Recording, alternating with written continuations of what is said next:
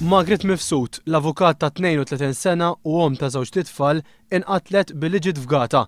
One News huwa f'pożizzjoni li jiżvela li fis-sigħat li ġejjin il-Pulizija mhux biss ser tarresta lil persuna li allegatament wettqet dan il-qtil, iżda wkoll tressaq għall-Qorti u takkuża bil-qtil. Il-mara nstabet bla ħajja fil-karozza tagħha f'Bahar bhal-lum ġimgħa. Wara li mill-awtopsja ħareġ li l-mara mietet b'attakk tal-qalb, saru aktar analiżi fejn instabet marka suspettuża fuq in-naħa t'isfel ta' sider il-mara li tikkorrispondi ma' qafsa. L-investigaturi qegħdin jimxu fuq it-teorija li xi ħadd żamm lill-mara kontra l-volontà tagħha billi poġġa rkubteħ fuqha u żamma mafusa sakemm spiċċat bla nifs u mietet. L-investigaturi qajmu mistoqsijiet dwar il-fatt li l-mara ta' attakk tal-qalb u nstabet fil-karozza moħbija wara s-siġar fuq ix-xariq qrib il-Bahar.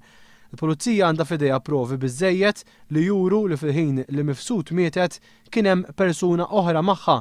Mhux magħruf jekk Mifsud inqatlitx fil-post fejn instabet jew jekk itteħdiġ fuq il-post meta kienet diġà mejta.